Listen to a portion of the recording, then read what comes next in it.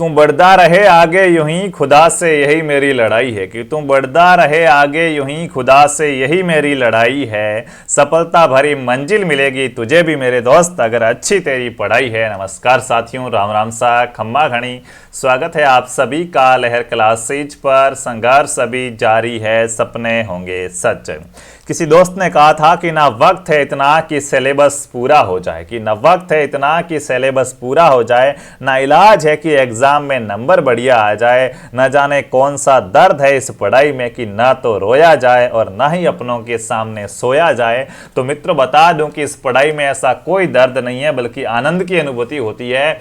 आप रो भी नहीं सकते, आप सो भी नहीं सकते। आप अगर कुछ कर सकते हो तो इस वक्त के साथ सिर्फ मित्रों मेहनत कर सकते हो, क्योंकि अगर रोओगे तो फिर क्या है, हाँ, रोने का कोई इलाज नहीं है। ठीक है, हालातों के आगे अगर रोओगे, परिस्थितियों के सामने झुक जाओगे तो मित्रों क्या है, सफलता नहीं मिल पाएगी। और सो भी जाओगे तो मित्रों सोते हुए इंसान को भी कोई सफलता नहीं मिलती है। सोने से पहले आपको मेहनत करनी पड़ेगी, क्योंकि जिस प्रकार खोने से पहले कुछ पाना पड़ता है, सोने से पहले मेहनत करनी पड़ेगी, उसके बाद ही आपको सफलता मिलेगी। तो मित्रों आपके एग्जाम को जो भी एक निश्चित टाइम है उस तक आप अपना सिलेबस अच्छे से कवर कर लीजिएगा। मैं आपके सामने प्रश्न उत्तर लेके आता हूं, जिससे आपको कितना याद है कितना याद नहीं है, और मेरे दृष्टिकोण से जो जो प्रश्न एग्जाम में इंपॉर्टेंट है वो लेके आता रहता हूं, ताकि आपकी क्या है तैयारी का भी जांच हो सके। और आज अपन इसी कड़ी के अंदर मॉडल पेपर नंबर 11 लेके आए हैं, जिसके अंतर्गत अपन राजस्थान पुलिस के दृष्टिकोण से जो आपके सामान्य विज्ञान के प्रश्न एग्जाम में पूछे जाने हैं, हमारा उन पे फोकस रहने वाला है। तो चलिए इस क्लास को शुरू करते हैं एक अच्छे से आगाज के साथ। तब तक आप क्या करेंगे, अपने मित्रों को शेयर कर दो, सभी को शेयर कर दो। और मित्रों शाम को डेली क्या है, शाम को डेली 8 बजे क्लास होती है, इस चीज का आपको ध्यान रखना है। और एक डेली क्विज और आपकी होती है, जो हमारा ऐप है प्ले स्टोर पर लहर क्लासेज, वहां पे शाम को डेली 6 बजे एक क्या आता है, शाम को डेली 6 बजे एक टेस्ट आता है। उसके लिए प्ले स्टोर से आपको हमारा ऐप डाउनलोड करना पड़ेगा। ऐप का नाम है लहर क्लासेज। क्या नाम है? लहर क्लासेज है। वहाँ से आप क्या लहर क्लासेज प्ले स्टोर से ऐप डाउनलोड कर लेंगे।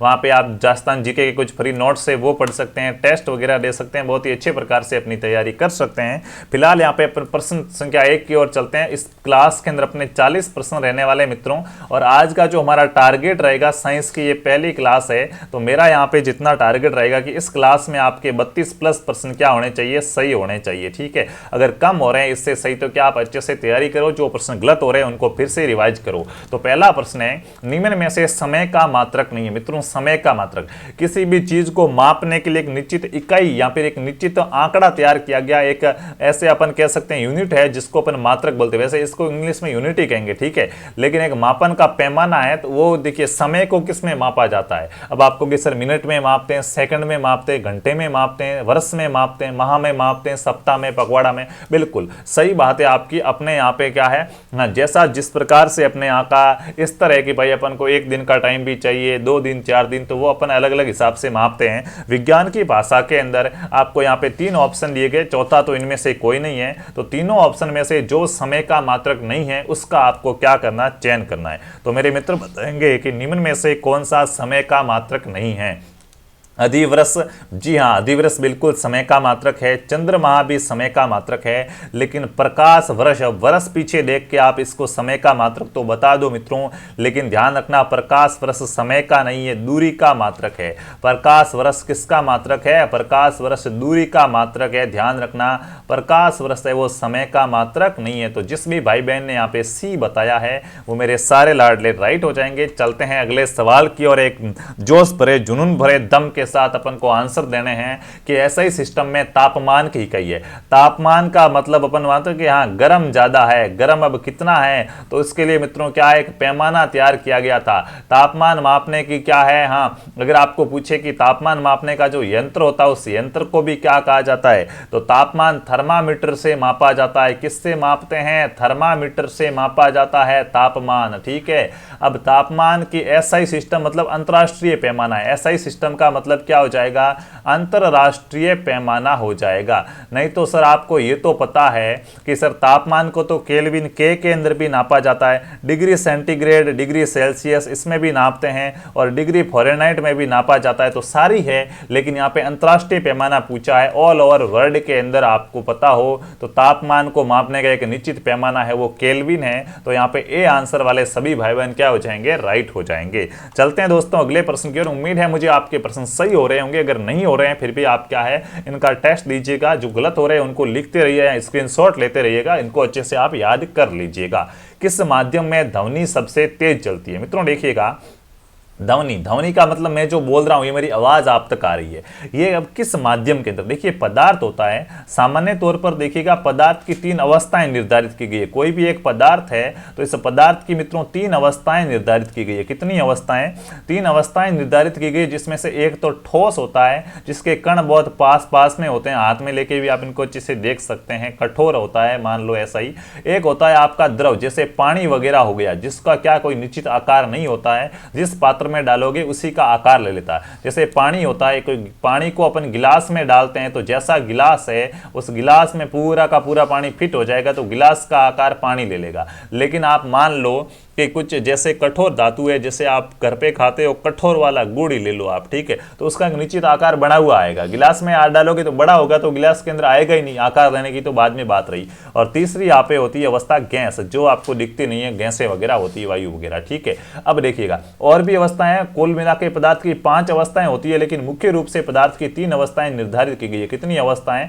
मुख्य रूप से 3 अवस्थाएं मानी जाती है, बाकी पदार्थ की 5 अवस्थाएं होती है। और चौथी अवस्था सबसे इंपॉर्टेंट आपसे पूछी जाती तो ध्यान रखना, प्लाज्मा। कौन सी? प्लाज्मा का ध्यान रखना, ठीक है। अब यहाँ पे आपसे पूछा ध्वनि, मैं बोलूंगा तो ठोस के अंदर ध्वनि सबसे ज्यादा चलेगी, द्रव में या गैस में? इसका आइडिया आप ऐसे भी लगा सकते हैं, जैसे आपके घर पे स्टील का कोई बर्तन होगा वो ठोस के अंदर आएगा, ठीक है, धातु है, ठोस में आएगा, उसको पीटोगे तो आवाज ज्यादा आएगी, या पानी में जाके चिल्लाओगे तो आवाज ज्यादा आएगी, या वायु के अंदर आवाज ज्यादा आएगी? तो मित्रों ध्यान रखना, आवाज सबसे ज्यादा ठोस के अंदर आती है, ध्वनि सबसे तेज ठोस के अंदर चलती है। ए वाले सभी मित्र क्या हो जाएंगे, राइट आंसर हो जाएंगे।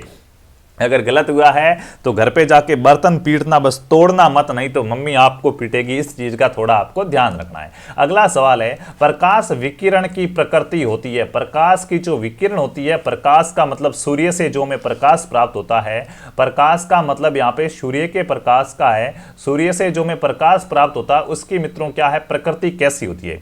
वो प्रकाश तरंग के समान आता है ऐसे ऐसे, या फिर वो कण के समान ऐसे ऐसे आता है, या तरंग और कण दोनों के समान आता है, या फिर दोनों के समान नहीं आता? देखिएगा मित्रों, प्रकाश है तो डी ब्रोगली वगैरह हुए, और भी महान वैज्ञानिक हुए, फोटोन के वगैरह बहुत सारे सिद्धांत निकले हैं, जिसमें प्रकाश का एक सिद्धांत यह भी निकला है कि प्रकाश की जो प्रकृति होती है वो द्वैत प्रकृति होती है। प्रकाश की कैसी प्रकृति होती है? प्रकाश की द्वैत प्रकृति होती है, मतलब प्रकाश 2 तरह से व्यवहार करता है। प्रकाश क्या करता है? बहुत इंपॉर्टेंट चीजें मित्रों ध्यान रखना, ऐसे ही प्रश्न वर्तमान एग्जाम में पूछे जा रहे हैं। प्रकाश 2 तरह से व्यवहार करता है, एक तो प्रकाश कण की भांति भी चलता है, और प्रकाश क्या है, प्रकाश तरंग की भांति भी व्यवहार करता है, तो इसे प्रकाश की द्वैत प्रकृति कहा गया है। तो आपका सी आंसर राइट होगा मित्रों, कि प्रकाश की द्वैत प्रकृति होती है जिसमें वो कण और तरंग दोनों की भांति व्यवहार करता है। सी वाले सभी भाई बहन राइट है। अगला है, धातुएं विद्युत की सुचालक होती है क्योंकि? मित्रों देखिएगा,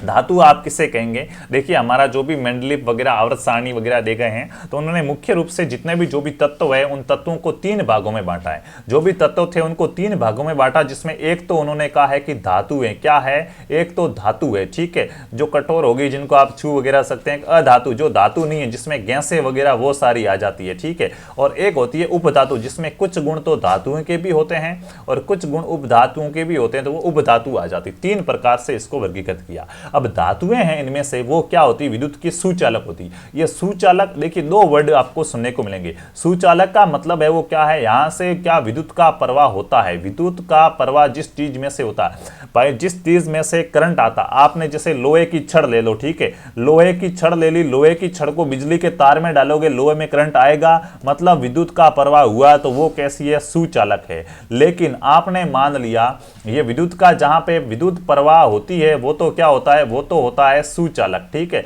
विद्युत प्रवाह होती है वो तो सुचालक होता है, एक चीज और होती है जो है कुचालक।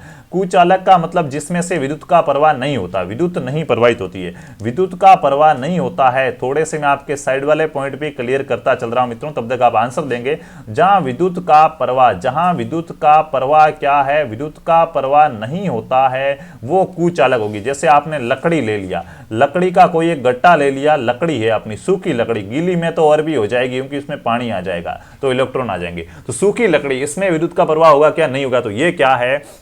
ये विद्युत की कुचालक हो जाएगी, ठीक है। तो यहाँ पे आपको ध्यान रखना है कि विद्युत धातुएं होती है वो विद्युत की सुचालक होती है। अगर जैसे लोहे की छड़ है वो धातु में आएगा, इसको आप बिजली के तार से लगाओगे तो करंट आएगा, यानी कि ये सुचालक है। क्यों होती है? तो याद रखना मित्रों, जो ए आंसर बता रहे वो राइट है कि इनमें मुक्त इलेक्ट्रॉन, मुक्त मतलब आवारा, छुट्टा है, पूरे दिन जो घूमता रहे, तो मुक्त इलेक्ट्रॉन पाए जाते हैं। जैसे ही करंट आता है वो उस इलेक्ट्रॉनों की सहायता से आगे बढ़ जाता है। तो मुक्त इलेक्ट्रॉन पाए जाने के कारण धातुएं क्या होती है? विद्युत की सुचालक होती है। बिल्कुल सही जवाब। अगला प्रश्न है, किसी चुंबक की आकर्षण शक्ति सबसे अधिक कहां पर होगी? मित्रों, चुंबक के बारे में तो आप सभी परिचित होंगे, बचपन में बहुत खेले होंगे आप चुंबक और लोहे के टुकड़ों से। तो ये कोई चुंबक है, ठीक है। दो चुंबक लेते थे आप और फिर क्या उनको एक दूसरे के आगे पीछे दौड़ाते थे, ठीक है। हाँ, एक चुंबक को जैसे ही दूसरे के पास ले जाते, कभी तो वो चिपकती थी और कभी दूर भागती थी। आप कह रहे थे ये क्या मामला है, समझ में नहीं आ रहा। तो ध्यान रखना, चुंबक के मुख्य रूप से दो सिरे होते हैं, एक तो नॉर्थ सिरा एन कहेंगे और एक साउथ सिरा जिसको एस कहेंगे, ठीक है। एन ध्रुव या एस ध्रुव आप कह सकते हैं, ठीक है। हाँ, और बीच का जो मध्य वाला सेंटर होता है जिसको अक्ष या मध्य वाला कह सकते हैं, ये तीन मुख्य रूप से इनके भाग हो जाएंगे, ठीक है। ये एन ध्रुव एस ध्रुव हो गया। अब सबसे अधिक आकर्षण शक्ति, किसी दूसरी चीज को पास में खींचने की सबसे अधिक आकर्षण शक्ति है वो कहां पे होगी, वो आपको बताना है। तो दोनों किनारों पर, जब आप किनारे से चुंबक को किनारा कहीं पे चिपाते तब उसकी आकर्षण शक्ति अधिक होती है, या बीच में अधिक होती है, या चुंबकीय अक्ष पर अधिक होती है। यहाँ पे सभी जगह एक समान होता है कि कहीं से भी चुंबक को ले जाओ सभी जगह समान आकर्षण शक्ति होती है। तो मित्रों आपको बता दूं कि जो दोनों किनारे होते हैं, किनारों पर चुंबक की आकर्षण शक्ति क्या होती है? अधिक होती है। ये जो आपका एन ध्रुव है और ये जो एस ध्रुव है, यहाँ पे क्या है? यहाँ पे आकर्षण शक्ति क्या है? बीच की तुलना में अधिक पाई जाती है, मध्य की तुलना में किनारों पर आकर्षण शक्ति अधिक होती है। तो यहाँ पे आपका ए विकल्प क्या हो गया दोस्तों? राइट हो गया। अगला प्रश्न आपका है, ऐसे परमाणु जिनके परमाणु क्रमांक समान परंतु द्रव्यमान भिन्न भिन्न होते हैं कहलाते हैं। अब यहाँ पे दो साइंस के वर्ड आए हैं। एक तो परमाणु क्रमांक मतलब नंबर, जैसे अपन ने हाइड्रोजन ले लिया तो हाइड्रोजन आवर्त सारणी में कितने नंबर पे आता? आप कहोगे एक पे आता, पहले हाइड्रोजन आता, फिर हीलियम, लिथियम, बेरिलियम, बोरान, ऐसे अपन बोलते हैं। तो हाइड्रोजन का जो परमाणु क्रमांक है वो तो एक हो गया, ठीक है। अब द्रव्यमान, इसका भार कितना है? वो भार ही अपन वैसे बोला तो द्रव्यमान जाएगा क्योंकि द्रव्यमान और भार में अंतर होता है, लेकिन समझने के लिए लो कि भाई कितना भार है इसका, वो इसका द्रव्यमान होता है। तो यहां पे आपसे पूछा कि परमाणु क्रमांक तो समान है, ऐसे कोई दो तत्व जिनके ये वाले नंबर तो समान है लेकिन जो द्रव्यमान है वो अलग अलग है, उनको क्या कहा जाएगा? मित्रों ऐसे दो प्रश्न बनते हैं, ध्यान रखना। कितने प्रश्न बनते हैं? दो प्रश्न बनते हैं। प्रश्न की भाषा समझोगे तभी आंसर पता चलेगा। समान क्या कहा है? तो समान का परमाणु क्रमांक। तो देखिएगा परमाणु क्रमांक क्या है? परमाणु क्रमांक एक बार तो क्या कह रहा है कि परमाणु क्रमांक क्या है? समान है। और क्या? द्रव्यमान भिन्न भिन्न है। द्रव्यमान क्या है? द्रव्यमान आपका भिन्न भिन्न है, ठीक है। तो ऐसी चीज को देखिए, समान क्या है? परमाणु क्रमांक। परमाणु क्रमांक का मतलब क्या होता है? कोई चीज कहां पे है, उसका स्थान क्या है। और जब स्थान ही समान है तो उसको कहेंगे समस्थानिक। क्या कहेंगे? समस्थानिक। तो यहां पे आपका बी आंसर राइट है। देखिए कैसे याद रखोगे, दो प्रश्न देंगे। दूसरा क्या बनेगा? दूसरे में आएगा कि परमाणु क्रमांक अलग अलग है। दूसरे में क्या आएगा? दूसरे में आएगा परमाणु क्रमांक तो क्या है? भिन्न भिन्न है। ऐसा इसी को दूसरे प्रकार से पूछा जाएगा कि ऐसे परमाणु जिनके परमाणु क्रमांक भिन्न भिन्न है लेकिन द्रव्यमान समान है। क्या समान है मेरे मित्रों? द्रव्यमान समान है। तो क्या कहेंगे? तो ध्यान रखना, इस वाली चीज को क्या कहोगे आपको ही निकालना, मैं तो कहां से बताऊं आपका। इसका आपने कैसे निकाला? परमाणु क्रमांक मतलब स्थान, और स्थान समान है तो समस्थानिक कहेंगे। अब यहां पे समान क्या? द्रव्यमान समान है। और द्रव्यमान को मैंने कहा याद रखो भार से, कि भार समान है, और भार समान है तो भार समान के आसपास यहां पे समभारी किसको अपन कह सकते हैं? तो जहां द्रव्यमान समान होता है और परमाणु क्रमांक अलग अलग होते हैं उसको तो समभारी कहते हैं, और जहां परमाणु क्रमांक समान और द्रव्यमान अलग अलग हो उसको समस्थानिक कहते हैं। इस चीज का आपको याद रखना। दो तरह के प्रश्न बनते हैं। अगला सवाल है, फेदोमीटर का उपयोग किसे नापने में किया जाता है? मित्रों किसी भी चीज को नापने के लिए किसी न किसी यंत्र की आवश्यकता होती है। जैसे डॉक्टर आपका तापमान मापता है, तो मैंने आपको कहा था तापमान को अपन थर्मामीटर में नापते हैं। कैस में नापते हैं? तापमान को थर्मामीटर के अंदर नापा जाता है। उसी प्रकार क्या है, दूसरी चीज आपकी क्या होगी, दूसरी चीज आपकी यहाँ पे क्या हो जाएगी, जैसे आप कहीं पे क्या, जैसे आपके हृदय की धड़कन मापने के लिए डॉक्टर क्या लगाता है, स्टेथोस्कोप लगाता है, स्टेथोस्कोप वगैरह लगाता है, ठीक है। बीपी मापने का यंत्र क्या होता है, स्पेग्नोमीटर, जिसको बीपी कहा जाता है, ब्लड प्रेशर, स्पेगेनोमीटर के द्वारा आपकी बीपी नापी जाती है। तो उसी प्रकार फेदोमीटर से क्या नापा जाएगा, सर क्या हड्डियां की लंबाई नापेंगे? नहीं, ये मित्रों क्या है, समुद्र की गहराई नापने का यंत्र है। भूकंप सिस्मोग्राफ या रिएक्टर पैमाने द्वारा नापा जाता है, ध्यान रखना। ध्वनि की तीव्रता का वैसे मात्रक होता है डेसिबल, ये आपको याद रखना है। और समुद्र की गहराई नापी जाती है फेदोमीटर के अंदर। समुद्र क्या है, समुद्र कितना गहरा है उसका पता फेदोमीटर यंत्र की सहायता से लगाया जाता है। तो आपका यहाँ पे सी आंसर दोस्तों क्या है, राइट हो जाएगा। अगला प्रश्न है, पदार्थ की चतुर्थ अवस्था है। लो भाई साहब, प्रश्न आ गया। मैंने कहा था ना कि पदार्थ की सामान्य रूप से पदार्थ की कितनी अवस्थाएं होती है। तो अगर आपसे परीक्षा में प्रश्न आता है पदार्थ की सामान्य रूप से कितनी अवस्थाएं होती है, तो सामान्य रूप से तो पदार्थ की 3 अवस्थाएं होती है। कितनी अवस्थाएं होती है? 3 अवस्थाएं होती है, जिसका अपन ने अभी जिक्र किया, ठोस, द्रव और गैस, ठीक है। द्रव को आप तरल भी कह सकते हैं, एक ही बात है, ठीक है। लेकिन मुख्य रूप से अगर ये 3 है, लेकिन ऑल ओवर 5 अवस्थाएं होती है, जिसमें से चौथी अवस्था सबसे इंपॉर्टेंट है। 5वीं बोस-आइंस्टाइन कंडीशन हो जाएगी, BUC। यहां पे ध्यान रखना, यहां पे चौथी अवस्था प्लाज्मा होती है, ये चीज इंपॉर्टेंट है। तो सी आंसर राइट है। अगर आपसे पूछा जाए कि पदार्थ की चौथी अवस्था कौन सी होती है, तो आपका उत्तर क्या होगा, प्लाज्मा। अगले सवाल की ओर चलते हैं।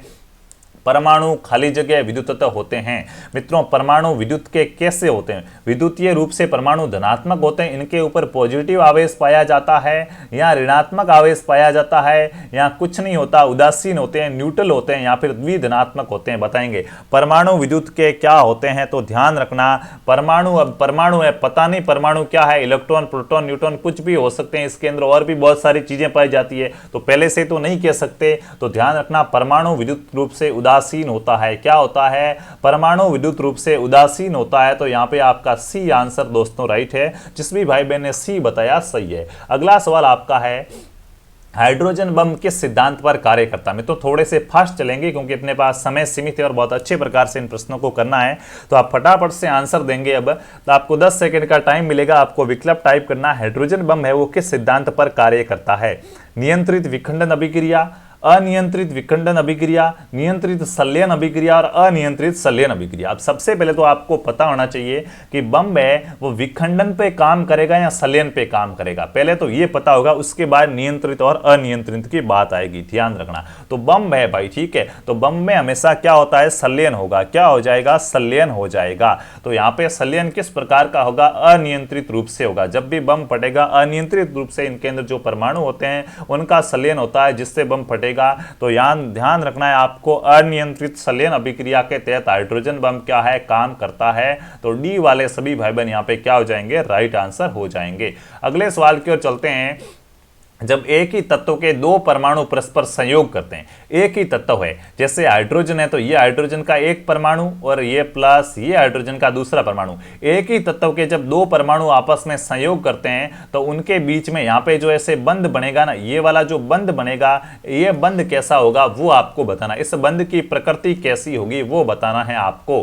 प्रकृति कैसी होगी बंध की, आपको वो बताना है। ध्यान रखना, यहाँ पे क्या है, प्रकृति ऐसे हो जाएगा, ठीक है। बंध की प्रकृति कैसी होगी? आयनिक प्रकृति का बंध बनेगा, सहसंयोजक बंध बनेगा, ध्रुवीय सहसंयोजक बंध बनेगा, या अध्रुवीय सहसंयोजक बंध बनेगा। तो ध्यान रखना मित्रों, दोनों परमाणु क्या है, दोनों परमाणु एक ही तत्व के हैं, तो उसमें कहां से ध्रुव आएंगे? अध्रुवीय सहसंयोजक बंध बनेगा। कैसा बंध बनेगा? सहसंयोजक बंध तो बनेगा, लेकिन सहसंयोजक में भी कैसा होगा? अध्रुवीय होगा। तो डी आंसर वाले सभी मेरे मित्र क्या हो जाएंगे? सही हो जाएंगे। अगला सवाल है, इलेक्ट्रॉनों के ग्रहण करने की प्रवृत्ति है, इलेक्ट्रॉनों के ग्रहण करने की प्रवृत्ति क्या कहलाती है? इलेक्ट्रॉन को ग्रहण करने की जो प्रवृत्ति होती है वो प्रवृत्ति क्या कहलाती है? फटाफट से आप क्या करेंगे, बताएंगे। इलेक्ट्रॉन को ग्रहण कर रहे हो, देखिए एक तो होता है ग्रहण करना, एक तो क्या होता है ग्रहण करना, और दूसरा क्या होता है? दूसरा होता है त्यागना। त्यागना या फिर अपन कहेंगे देना, ठीक है। अपन ने किसी को कोई चीज दी है मतलब अपने पास से वो चली गई, अपन ने त्याग कर दिया। ग्रहण करना मतलब अपन ने किसी के पास से कोई चीज ली है मतलब लेना या ग्रहण करना, दो कंडीशन होगी। अब इलेक्ट्रॉन ग्रहण कर रहे हो, आप किसी से इलेक्ट्रॉन ले रहे हो, तो उस प्रकृति को क्या कहा जाएगा वो आपको बताना है। देखिएगा यहाँ पे आपको हमेशा ध्यान रखना, इलेक्ट्रॉन दोगे तो अलग चीज है, लेकिन जब आप इलेक्ट्रॉन ग्रहण कर रहे हो तो उसको अवकरण कहा जाएगा। क्या कहा जाएगा? अवकरण कहा जाएगा। ये आपका क्या जाएगा? राइट आंसर हो जाएगा कि इलेक्ट्रॉन को ग्रहण करने की प्रवृत्ति क्या है? अवकरण कही जाएगी। अब आपके लिए यहाँ पे होमवर्क है कि ऑक्सीकरण किसे कहेंगे, फिर ये आपको कमेंट के अंदर बताना है ऑक्सीकरण किसे कहा जाएगा। अगला सवाल है, नीले लिटमस पत्र को लाल कर देता है। मित्रों देखिएगा, लिटमस पत्र का मतलब पत्र यानी कोई बाटो नहीं है भाई, आपने मारवाड़ आड़ो। ओ पत्थर को मतलब कि है कागज है, पत्र है मतलब कि है कागज है। थे जो बोलो जको पत्थर, वो पत्थर के वे, हाँ वो पसे आपण आड़ो बाटो वे के वे भाई बाटो वे, ठीक है। तो अठे ही पत्थर को मतलब कागज है। अम्ल, अब देखिएगा एक बोतल है, इस बोतल के अंदर क्या पड़ा है? बोतल के अंदर कुछ लिक्विड पड़ा है, ठीक है। मेरे पास तो ऐसी बोतल है भाई, ढक्कन थोड़ा सा क्या आपने तोड़ दिया, ठीक है। इस बोतल के अंदर कुछ लिक्विड पड़ा है, अपन को पता नहीं है ये क्या है, अपन को पता नहीं कि ये पानी है, ये अम्ल है या फिर ये क्या है? क्षार है। इस चीज का अपन को क्या है? अपन को पता नहीं। कैसे पता लगाएंगे? तो एक मित्रों कागज लेते हैं जिसको कहा जाता है लिटमस पत्र। क्या कहा जाता है? एक कागज लिया जाता है जिसको कहा जाता है लिटमस पत्र। क्या कहते हैं? लिटमस पत्र। अब उस पानी को, इस बोतल वाले पानी को इस कागज पे डालेंगे। अगर ये कागज क्या हो जाता है? अगर ये कागज क्या हो जाएगा? ये कागज अगर लाल हो गया तो वो अम्ल है, तो फिर वो चीज क्या है? अम्ल है। जो लिटमस पत्र को लाल कर देता है उसे क्या कहा जाता है? उसे अम्ल कहा जाता है। यही आपका आंसर है। लाल अम्ल, लाल पीछे ल दोनों में आ रहा, ध्यान रखना। अम्ल क्या करेगा? लाल करेगा। लेकिन अगर उस पानी को इस पे डालेंगे और ये लिटमस पत्र कैसा हो गया? नीला हो गया, तो वो आपका क्या हो जाएगा? तो वो क्षार होगा। नीला होता है तो क्या? क्षार। अम्ल लिटमस पत्र को कैसा करते हैं? दो कंडीशन याद रखनी है। अम्ल लिटमस पत्र को लाल करते हैं, जबकि क्षार लिटमस पत्र को कैसा करते हैं? नीला करते हैं। और सर पानी हुआ तो पानी तो उदासीन होता है, पीएच 7 होती है, तो कोई परिवर्तन नहीं होगा। ध्यान रखना, पीएच परास होती है 0 से 14 तक, मिड पॉइंट इसका 7 होगा। जो 0 से 7 के बीच में आएंगे मित्रों, वो उनकी प्रकृति हमेशा अम्लीय होती है, और जो 7 से 14 के बीच में आते हैं वो हमेशा क्या होते हैं? क्षार होते हैं। तो यहां पे आपका ए आंसर सभी भाई बहनों का राइट है। अगला सवाल आपका है, वायु से हल्की गैस कौन सी है? वायु से हल्की गैस है वो कौन सी है वो आपको बताना है कि जो वायु होती है, वायु से आपकी हल्की गैस है, वो हल्की गैस है वो कौन सी हो जाएगी? ऑक्सीजन, अमोनिया, क्लोरीन और प्रोपेन। मित्रों जिसका द्रव्यमान वायु से कम होगा वही वायु से हल्की गैस होगी। तो हमेशा ध्यान रखना, अमोनिया है वो वायु से भी क्या होता है? हल्का होता है। तो यहाँ पे आपका क्या? बी आंसर बिल्कुल क्या हो जाएगा? बी राइट है। सीधा प्रश्न पूछा जाता है साइंस का, आप मान लो कि एक बेसिक नॉलेज का ही प्रश्न है, बेसिक जीके ये, ऐसा ही मान लो कि वायु से हल्की गैस कौन सी है? तो अमोनिया। अगला सवाल है, जब अभिकारक और उत्प्रेरक दोनों की भौतिक अवस्था समान होती है तो क्या है? ऐसे विलयन को क्या कहा जाएगा? ऐसे मिश्रण को क्या कहा जाएगा? या ऐसे उत्प्रेरक को क्या कहा जाएगा? देखिएगा, अभिकारक क्या होता है और उत्प्रेरक क्या होता है? अभिकारक, उत्प्रेरक और उत्पाद, तीन चीजें आपको पता होनी चाहिए। जैसे मित्रों ये हाइड्रोजन और ये हाइड्रोजन दोनों आपस में मिलकर क्या करते हैं? H2 बनाते हैं। तो ये जो आपस में जो अभिक्रिया कर रहे हैं ना, जो आपस में अभिक्रिया करते हैं उनको तो अभिकारक कहा जाएगा। क्या कहा जाएगा? अभिकारक कहा जाता है। और अभिक्रिया होने के बाद जो प्रोडक्ट बनता है, जो चीज बनती है अभिक्रिया होने के बाद, उसको उत्पाद कहा जाता है। क्या कहा जाता है? उत्पाद। और इस अभिक्रिया के संपन्न होने के लिए कुछ मोटिवेटर की आवश्यकता होती है। आप पढ़ रहे हो, सभी पढ़ रहे हो, आप अभी तक अभिकारक अणु हो। कैसे अणु हो मित्रों? अभिकारक अणु। अब आपको कोई ना कोई मोटिवेट कर रहा है, उत्प्रेरक कर रहा है, आपको उत्प्रेरित कर रहा है कि पढ़ो पढ़ो पढ़ो, ठीक है, तो वो उत्प्रेरक होता है। क्या होता है? उत्प्रेरक। तो देखिएगा भाई, साइंस भी कहती है सफलता कैसे मिलती है। आप अपना काम कर रहे हो, सीधी अभिक्रिया नहीं होगी, आपको एक उत्प्रेरक की आवश्यकता होगी जो आपको प्रेरणा देगा, उसके बाद प्रोडक्ट मिलेगा। और आपको क्या प्रोडक्ट मिलने वाला है? हाँ, खाकी धारण करने वाले हो। तो ये चीजें होती है। अब जब अभिकारक भी एक समान हो, अभिकारक भी यही हो और उत्पाद भी, जो उत्प्रेरक है वो भी सेम हो, तो सभी सेम है, तो फिर क्या बनने वाला है? जब सभी चीजें सेम होगी तो समांगी उत्प्रेरक बनेंगे। कैसे उत्प्रेरक बनेंगे? समांगी उत्प्रेरक बनेंगे। एक समांगी होता है, एक विषमांगी होता है। विषम मतलब अलग अलग, समांगी मतलब समान। तो यहाँ पे पे आपका बी आंसर दोस्तों राइट है। अगले सवाल की ओर चलते हैं। एलपीजी का मुख्य घटक है, देखिएगा एक तो सीएनजी होता है और एक एलपीजी होता है। दो गैसें आपको ध्यान रखनी है। एक तो सीएनजी जिसको संपीड़ित प्राकृतिक गैस कहते हैं। क्या कहते हैं? संपीड़ित प्राकृतिक गैस। संपीड़ित प्राकृतिक गैस कहा जाता। पूरा नाम पूछा जाए तो कंप्रेस्ड नेचुरल गैस या संपीड़ित प्राकृतिक गैस कहा जाता। ठीक है, गैस है ये। और एक होता है एलपीजी। ठीक है, एलपीजी जिसको लिक्विड पेट्रोलियम गैस कहा जाता है। यहां पर मैं लिखूं तो द्रवीकृत पेट्रोलियम गैस, हिंदी में लिखूं तो द्रवीकृत पेट्रोलियम गैस। एलपीजी को क्या कहा जाता है? द्रवीकृत पेट्रोलियम गैस। आपके घर में गैस की टंकी होगी, उसमें कौन सी गैस होती है? उसमें एलपीजी गैस होती है, जो रसोई के अंदर प्रयोग किया जाता है। और कहा जाता है कि पेट्रोल से प्रदूषण ज्यादा होता है, वाहन प्रदूषण फैलाते हैं, तो अभी गाड़ियों के अंदर क्या लगाया जाता है? सीएनजी लगाया जाता है। तो सीएनजी का प्रयोग मुख्य रूप से वाहनों के अंदर किया जाता है। ठीक है, गाड़ी में जो टंकी होती है गैस की, जिसमें पेट्रोल डीजल नहीं चलता, गैस से चलती, वो सीएनजी होती है। अब एलपीजी के अंदर सबसे इंपॉर्टेंट चीज क्या होती है? एलपीजी का मुख्य घटक कौन सा, वो आपको बताना है। तो ध्यान रखना, एलपीजी का मुख्य घटक कौन सा होगा? ब्यूटेन होगा। ब्यूटेन होगा। क्या हो जाएगा? ब्यूटेन हो जाएगा। ठीक है, एलपीजी का मुख्य घटक क्या हो जाएगा? ब्यूटेन हो जाएगा, ध्यान रखना। और यहाँ पे मेथेन या मीथेन है वो सीएनजी का होता है। ठीक है, तो यहाँ पे आपका सी आंसर क्या है? राइट आंसर हो जाएगा। अगले सवाल की ओर चलते हैं। निम्न में से कौन जीवाश्म ईंधन नहीं है? मित्रों आपको बताना है निम्न में से कौन सा क्या है? जीवाश्म ईंधन नहीं है। जीवाश्म ईंधन का, जीवाश्म क्या कहते हैं? जीवाश्म किसे कहते हैं? जो सड़े गले अवशेष होते हैं, जीवों के अवशेषों को ही क्या कहा जाता है? जीवों के जो मृत अवशेष होते हैं, जीवों के जो मृत अवशेष होते हैं, उनको ही क्या कहा जाता है? उनको ही जीवाश्म कहा जाता है। जीव में अब पेड़ पौधे भी हो सकते हैं, कोई क्या जंतु भी हो सकते हैं, ध्यान रखना। तो जीवों के मृत अवशेषों से कौन सा ईंधन नहीं बनता है? कोयला। क्या अक्सर कोयला जीवों के मृत अवशेषों से बनता है क्या? ये चीज तो अभी आपको पता चल जाएगी।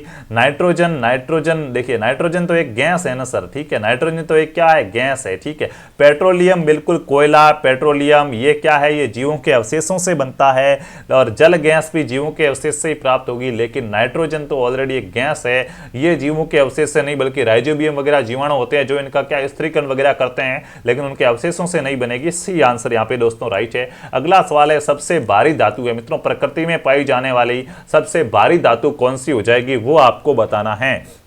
देखिए अभी प्रश्न आया था कि वायु से हल्की धातु कौन सी होती है, वायु से हल्की गैस कौन सी होती है, तो आपने कहा था अमोनिया। अब बताओ सबसे भारी धातु कौन सी होती है? तो यहाँ पे आपको ध्यान रखना, जो ओस्मियम है, ये ओस्मियम क्या है? सबसे भारी धातु होती है। तो यहाँ पे आपका क्या है? डी आंसर राइट होगा। और पूछा जाए कि सबसे कठोर धातु कौन सी होती है, तो बताओ भाई सबसे कठोर क्या होगा? फटाफट से कमेंट करेंगे। अगला प्रश्न है, बिना बूझे हुए चूने का रासायनिक नाम है। बूझेगा कैसे सर? बूझेगा जब उसमें पानी डालोगे। जब क्या है? जब पानी डालेंगे तब चूना क्या है? बुझता है। आपको पूछा बिना बूझे हुए चूने का क्या है? बिना बूझे हुए चूने का रासायनिक नाम क्या है? देखिएगा चूना होता क्या है? CaO, calcium oxide. ये क्या सोना है जो आपको यहाँ पे लिखा हुआ है? Calcium oxide. इसका उत्तर तो सही है, मैं आपको बता दूं, थोड़ा आपको बेसिक बातें भी समझनी है, तो साथ साथ मैं आपको और भी फैक्ट समझाता जा रहा हूं ताकि आप अच्छे से मित्रों क्या पढ़ सको। तो क्योंकि साइंस है, इसको आप रट नहीं सकते।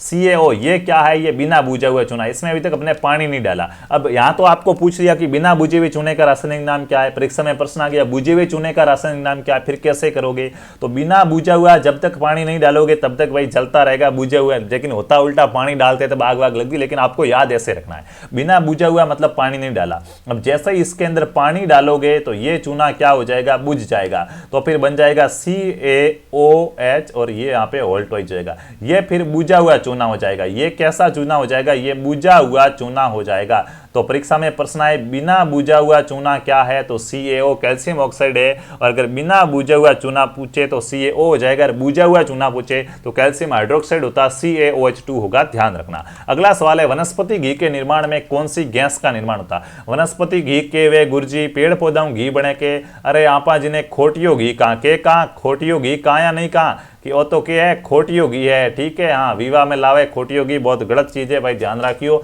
तो वनस्पति घी है, उसके निर्माण में कौन सी गैस का निर्माण होगा? तो ध्यान रखना, वनस्पति घी के निर्माण में हाइड्रोजन गैस का उपयोग में लिया जाता है। सी आंसर आपका यहाँ पे राइट है। अगला सवाल है, वातावरण की वायु में कार्बन डाइऑक्साइड की मात्रा होती है। मित्रों कार्बन डाइऑक्साइड है CO2 के रूप में अपन इसको लिखते हैं। ये एक C का मतलब हो गया कार्बन, क्या हो गया? कार्बन।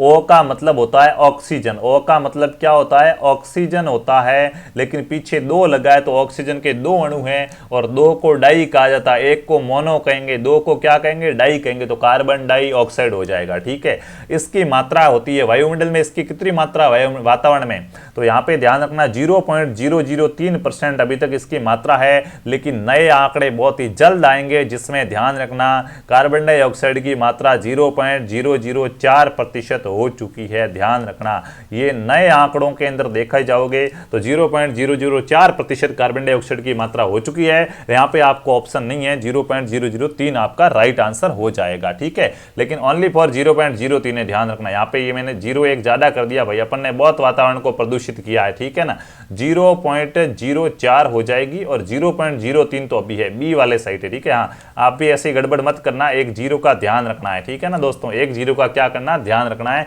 0.03 है, सिर्फ 0.3 भी मत करना, 0.3 है तो गलत है, 0.03, 3 से पहले 0.3 होना चाहिए, ध्यान रखना। ठीक है ना, ये चीज आपको ध्यान रखनी है। और अभी नए आंकड़े के अनुसार 0.04 हो चुकी है। अगला सवाल है, विद्युत बल्ब में प्रयोग की जाने वाली गैस है।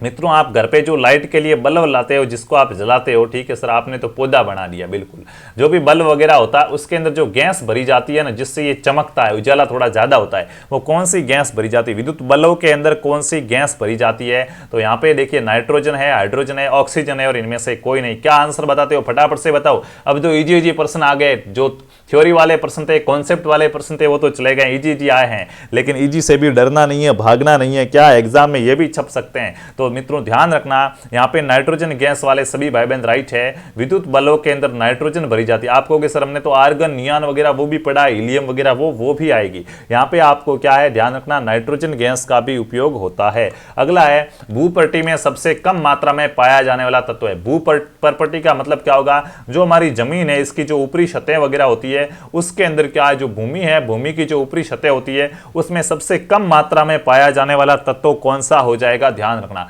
सबसे कम मात्रा में पाया जाने वाला तत्व है वो कौन सा हो जाएगा, उसके बारे में आपको बताना है। मैग्नीन, देखिए मैगजीन नहीं है मित्रों, ये क्या है, ये मैग्नीज है। क्या है ये, मैगजीन नहीं है, ये क्या होता है, ये मैग्नीज है भाई। ठीक है ना, हाँ, मैग्नीज, क्लोरीन, एस्टेटिन और मैग्नीशियम। अब भाई यहाँ पे देखिएगा, यहाँ से तो राइट आंसर क्लोरीन होगा। क्या होगा, क्लोरीन होगा। और अगर ये क्लोरीन ज्यादा हो गई ना, तो ध्यान रखना, CFC, क्लोरोफ्लोरोकार्बन, इससे इसके क्लोरीन अणु वगैरह साथ में मिलकर हमारी जो ओजोन परत है उसको प्रभावित भी करते हैं, ध्यान रखना। अगला सवाल है, किण्वन क्या है, किण्वन या किण्वन कहेंगे, ठीक है, फर्मेंटेशन का उदाहरण है। मित्रों, किण्वन किस प्रक्रिया का उदाहरण है? दूध का खट्टा होना किण्वन होता है, गीले आटे का खट्टा होना, गीला आटा भी खट्टा होता है भाई, क्या बात है। और गन्ने के रस से शराब बनना क्या है, शराब। हाँ, शराब पीता है उसको पता होगा शराब कैसे लिखते हैं, लेकिन अपन को भी नॉलेज रखना है। ठीक है, हाँ, गन्ने के रस से शराब बनना, ये भी किण्वन का उदाहरण है। क्या, तो ध्यान रखना, यहाँ पे जितनी भी चीजें लिखी, एक चीज क्या है, दूसरा है उसके स्वाद में टेस्ट आ रहा है, यहाँ एक चीज से दूसरी चीज बन रही है, वो किण्वन प्रक्रिया है। डी आंसर आपका राइट है। ठीक है, गीला आटा है वो भी खट्टा हो जाता, ध्यान रखना, पड़ा रहेगा तो भाई, ठीक है, इसलिए पड़ा नहीं रखना है। अगला सवाल है, पुष्पों का अध्ययन कहलाता है। मित्रों देखिएगा, साइंस के अंदर अलग अलग ब्रांच होती है, साइंस की अलग अलग क्या होती है, ब्रांचेज होती है, शाखाएं होती है। क्या होती है, अलग अलग शाखा होती है, ठीक है, भाग होते हैं, ऐसा ही मान लो। तो ऐसी शाखा जिसमें सिर्फ पुष्पों के बारे में, फूलों के बारे में, फ्लावर्स के बारे में पढ़ा जाएगा, उसमें ओनली फॉर क्या है, पुष्पों का अध्ययन किया जाएगा, उस शाखा को क्या कहा जाता है? तो ध्यान रखना, साइंस की वो शाखा जिसमें केवल क्या, केवल पुष्पों का अध्ययन किया जाता है, उस शाखा को क्या कहा जाता है? एंथ्रोलॉजी कहा जाता है। उस शाखा को क्या कहा जाता है? एंथ्रोलॉजी कहा जाएगा। क्या कहा जाएगा? उसको कहा जाएगा एंथ्रोलॉजी। क्या कहा जाएगा? एंथ्रोलॉजी कहा जाएगा। ध्यान रखना, ए आंसर वाले सभी भाई बहन यहाँ पे राइट है। ठीक है, अगले सवाल की ओर चलते हैं। जीवाणु की खोज किसने की? बताएंगे मित्रों, अब तो बहुत इजी प्रश्न आ चुके हैं। जीवाणु की खोज किसने की थी? बिल्कुल, यहाँ पे देखते हैं आंसर, कोशिका की खोज पूछता है, रॉबर्ट हुक ने की सर 1665 के अंदर। अरे वही बात सही है, बताओ जीवाणु की खोज किसने की? तो बिल्कुल ल्यूवेन हुक, ल्यूवेन हुक नहीं, ल्यूवेन हॉक हो जाएगा, यहाँ हुक भी लिख सकते हैं, कोई बात नहीं। ल्यूवेन हुक ने क्या है, ल्यूवेन हुक या ल्यूवेन हॉक ने क्या है? हाँ, डी आंसर आपका राइट है, इसने जीवाणु की खोज की थी। डी वाले सभी राइट है। निम्न में से कौन सा रोग विषाणु द्वारा होता है? निम्न में से कौन सा रोग क्या है, कौन सा रोग विषाणु द्वारा होता है? क्या हो जाएगा, कौन सा रोग विषाणु द्वारा होता है, आपको बताना है। निम्न में से कौन सा रोग विषाणु से होगा? चेचक, यक्षमा, यक्षमा, भाई यक्षमा क्या रोग हो जाएगा, है ये तो पहली बार, यक्षमा, अच्छा ठीक है। हाँ क्षमा, या फिर आप कह सकते हैं क्षय रोग वगैरह, मलेरिया और हैजा। तो मित्रों जीवाणु के द्वारा माना गया जो चेचक रोग होता है ना, हाँ जिसके बाद आप क्या है, किस माता की क्या है, किस माता की आराधना करते हैं बताओ, किस माता के मंदिर में जाते हैं चेचक रोग होने पर, जिसमें अपन मारवाड़ी भाषा में बोलते तो ओरी और असबड़े वगैरह निकलते हैं नहीं निकलते हैं, तो वो आपको बताना है, ठीक है। तो इसका भाई ये राजस्थान जीके का कॉन्सेप्ट भी साथ में आ गया कि चेचक है वो चेचक की देवी किस माता को कहा जाता है, कमेंट करके बताओ। चेचक की देवी किस माता को कहा जाता है, बच्चों की सुरक्षिका चेचक की देवी सर शीतला माता को कहा जाएगा ना, बिल्कुल शीतला माता है, शीतला माता वही चेचक है, ठीक है। तो इसका जो प्रयोग जो किया गया है भाई किसके द्वारा होता है, तो साइंस में इसको विषाणु द्वारा बताया जाएगा। अगला सवाल है मशरूम क्या है, मशरूम क्या है तेरी मेरी अदाएं, ये मशरूम क्या होता है गुरुजी, देखो थारे घर उकेलडो वेला जब थे के करो पूरो पूरो कचरो डालो, बींगे माते ऊ धोड़ी धोड़ी एक फूंदी निकले थान ठावे, तो व्हाइट व्हाइट कलर की के निकलिया करे, व्हाइट व्हाइट कलर की एक फूंदी निकले, ठीक है, बहुत चिकनी चिकनी हुए, हाथ देता ही वह टूट जाया करे, बे बिने के मशरूम के मशरूम के, ठीक है। तो ये मशरूम किसके अंदर आएगा, ये कवक है एक प्रकार का, या एक प्रकार का पौधा है, या पशु है, पशु है तो सर घर ले जा, पशु तो ठाक वो नहीं माने, और बैक्टीरिया, तो बताएंगे मशरूम क्या होता है। तो मित्रों ध्यान रखना मशरूम एक प्रकार का कवक है, ये क्या है जिसको पता नहीं कवक क्या होता है, घर पे जाना ऐसी व्हाइट व्हाइट आपको दिखेगी, और क्या है, हाँ हमने तो ऐसे बहुत से लोग भी देखे जब इसकी बड़े चाव से सब्जी बना के खाते हैं, क्या खाते हैं, सब्जी बना के खाते हैं, और पूछा गया कैसी होती है तो कि बहुत ही अच्छी होती है, टेस्टी सब्जी होती है भाई, ठीक है। तो मशरूम एक प्रकार का कवक है। अगला है निम्न में से कौन सा प्रदूषण संकेतक पौधा है, प्रदूषण संकेतक पौधा, संकेत का मतलब आपको कोई हिंट देगा, कोई क्या देगा, हिंट देगा, प्रदूषण के बारे में हिंट देने वाला पौधा कौन सा, सर पौधा बताएगा चिल्ला चिल्ला के क्या कि अरे प्रदूषण ज्यादा हो रहा है, प्रदूषण ज्यादा हो रहा है, नहीं सर, पौधा होता है जिसका नाम है लाइकेन। लाइकेन क्या होता है, लाइकेन कवक और शैवाल का क्या है, मिश्रण रूप होता है, कवक और शैवाल मिलकर ही क्या करते हैं, लाइकेन बनाते हैं, ठीक है। ये पौधा जहां पे पर्यावरण प्रदूषण ज्यादा होगा वहां पे नष्ट हो जाएगा, ठीक है। तो अगर लाइकेन नष्ट हो रहे हैं मतलब पर्यावरण प्रदूषण बढ़ रहा है, इसलिए इसको पर्यावरण संकेतक या प्रदूषण संकेतक पौधा कहा गया है, सी आंसर आपका राइट है। अगले सवाल की ओर चलते हैं। कुरिंची पुष्प के 12 वर्ष में एक बार खिलने का कारण है, मित्रों एक ऐसा पौधा है जिसके फूल 12 साल में एक बार ही आते हैं। नील कुरिंजी या कुरिंजी पौधा होता है जिसके जो फूल होते हैं वो फूल कब आते हैं, फूल आपको 12 साल में एक बार दिखेंगे, ध्यान रखना फूल 12 साल में क्या है, 12 साल में ओनली फॉर एक बार आएंगे।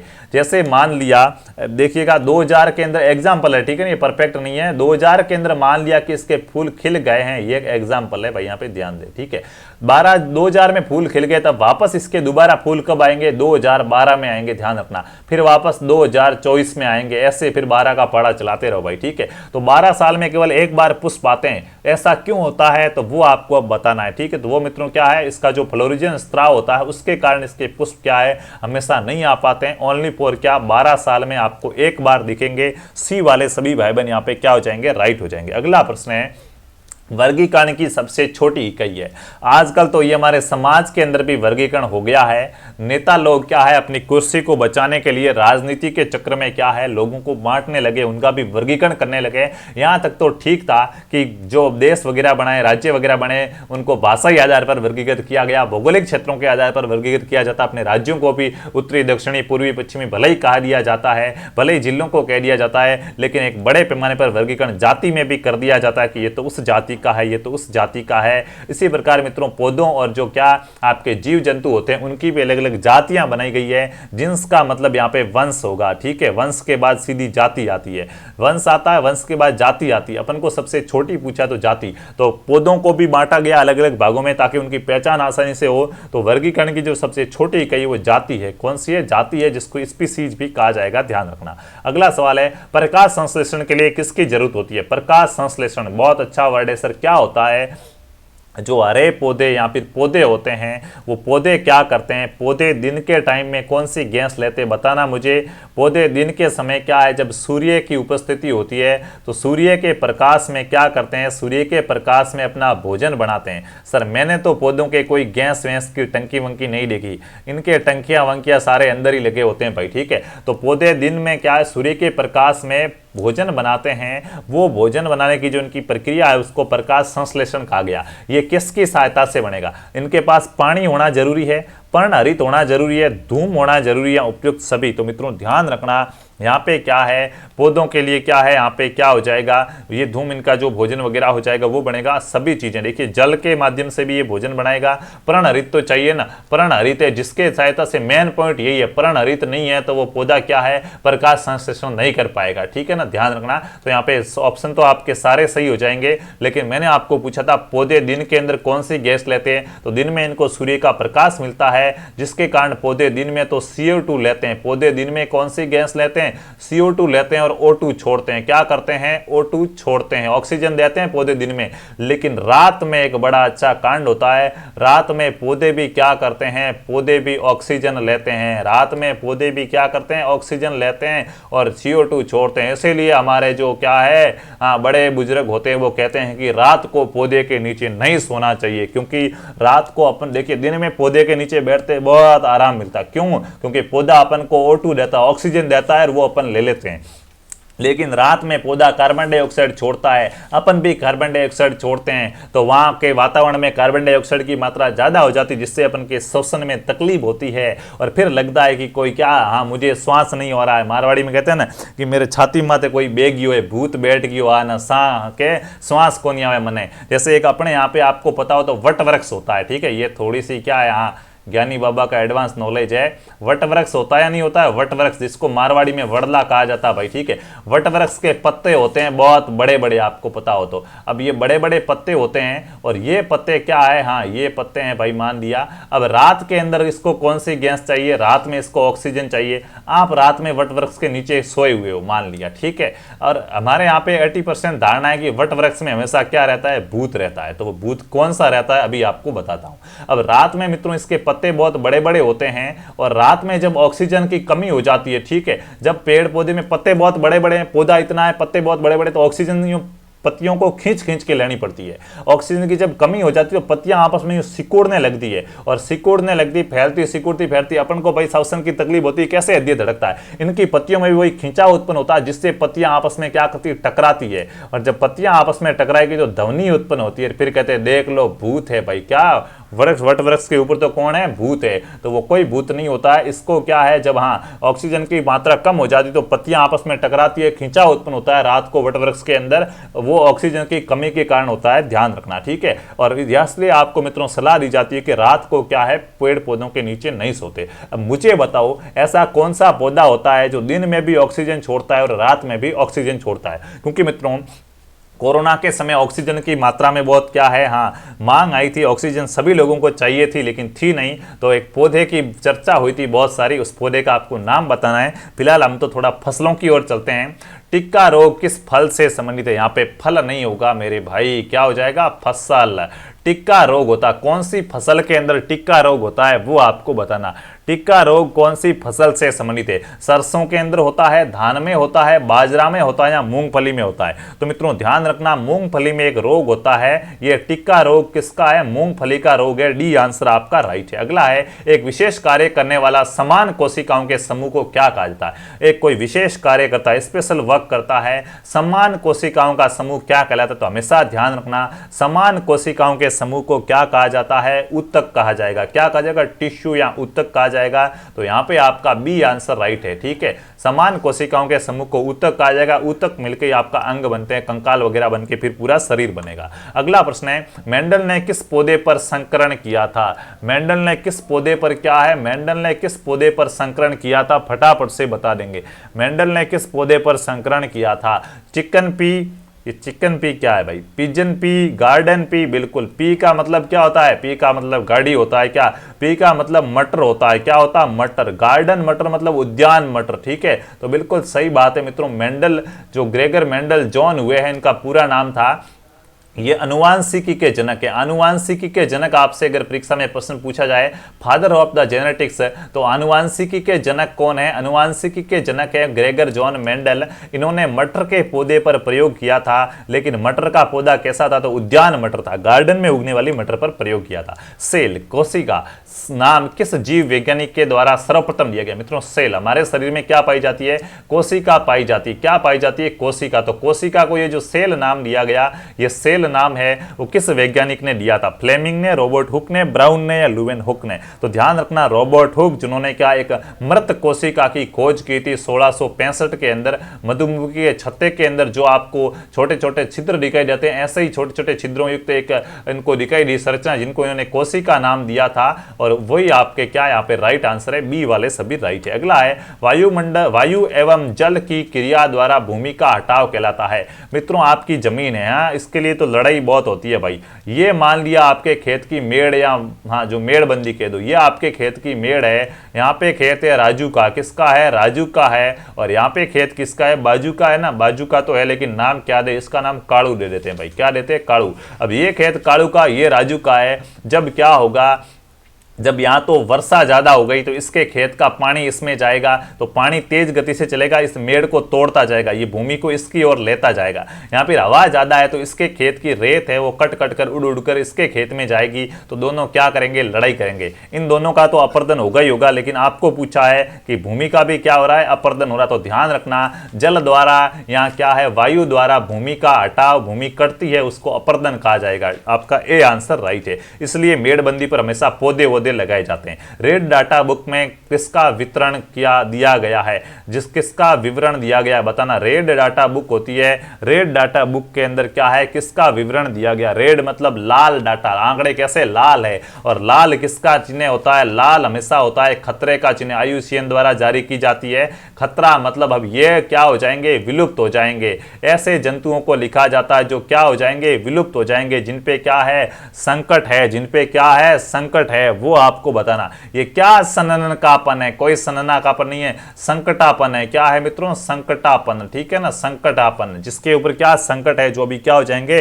विलुप्त हो जाएंगे। तो बिल्कुल सही बात है, जो भी संकटग्रस्त जीव जंतु यहाँ पादप होते हैं उनका यहाँ पे क्या विवरण दिया जाता है? रेड डाटा बुक में, ठीक है। संकटग्रस्त प्रजातियां होती उनके बारे में लिखा जाता है। अगला प्रश्न है, पारिस्थितिकीय संतुलन बनाए रखने में के लिए भारत में वन क्षेत्र में कितने प्रतिशत वन होने चाहिए? मित्रों अपनी जो पारिस्थितिकी है इसका संतुलन बनाए रखने के लिए भारत के अंदर वन नीति के अनुसार कितने प्रतिशत भूभाग पर वन होने चाहिए? तो ये तो आप सभी को पता है कि वन नीति के अनुसार कहा गया कि भारत के अंदर क्या है? 33.3% भाग पर क्या होने चाहिए? वन जरूरी है, तभी वनों का क्या अपनी पारिस्थितिकी का संतुलन बना रहेगा।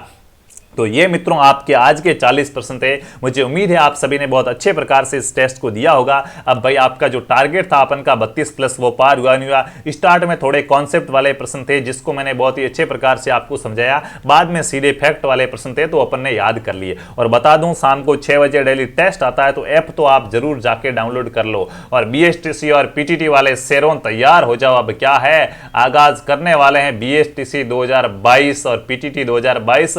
तो आपके लिए तो अब की बार ये जो दोनों ऑप्शन आपको दिखेंगे ना, ये रामबाण सिद्ध होने वाले हैं, ठीक है। तो देखिएगा ये अपने पूरे का पूरा ऐप आप जरूर डाउनलोड कर लीजिएगा। इसके बारे में मैंने आपको बता दिया। तो अब भाई हम तो चलते हैं, मिलेंगे अगली क्लास न्यूज या नोटिफिकेशन में। तब तक खुश रहिए, अच्छे रहिए। जय जय राजस्थान, जय हिंद, जय भारत, वंदे मातरम।